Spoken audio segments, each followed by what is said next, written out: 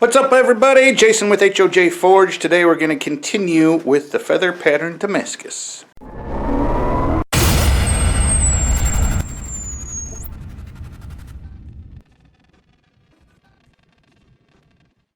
So before we get to that, if y'all check out my Patreon account, if you're looking for in-depth, detailed thought processes, what I'm going through, some bonus video, things like that, you can see it all on Patreon for as little as $1 a month. I also have t-shirts, and you can check out my Etsy store and all kinds of stuff for sale. All the links in the description. And if you missed how we got to this part where we're actually forging this billet out into a knife, go check out Feather Pattern Damascus Part 1.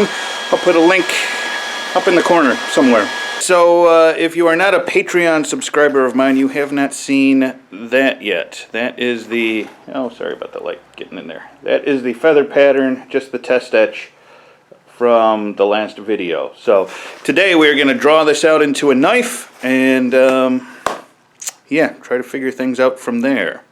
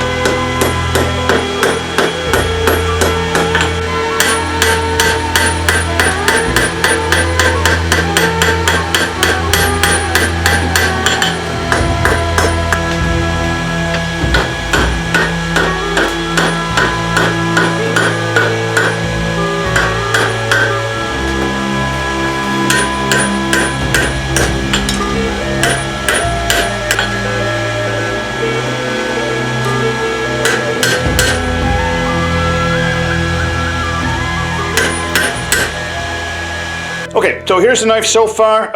It's all cooled down, and what I did is I put a little bow in it because I was worried that there wasn't going to be enough room. You know, it's a kitchen knife. I want you to be able to rock your hands on it, or, you know, rock without hitting your fingers on the cutting board or whatever. So I needed just a hair more room.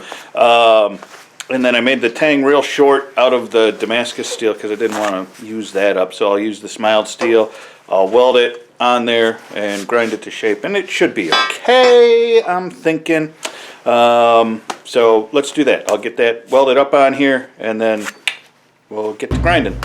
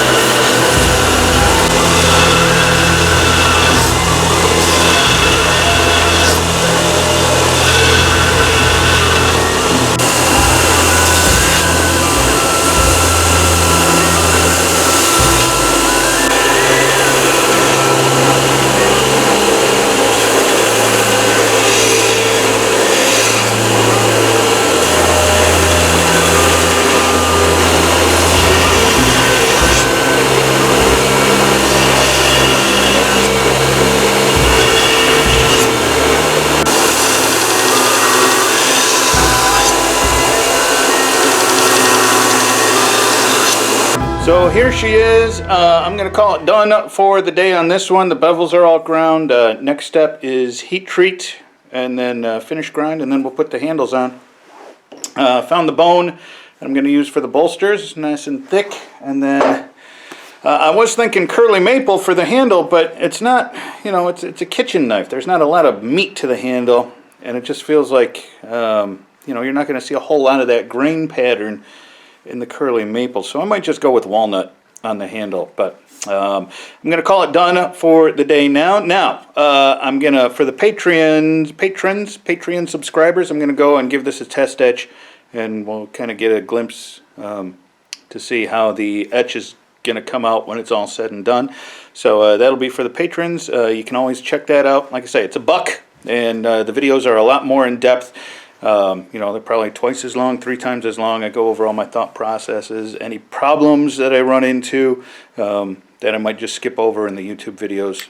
I cover in the Patreon videos. So check that out. Link in the description below. And I will catch you on the next video where we do the heat treat and put the handle on it. See you next time.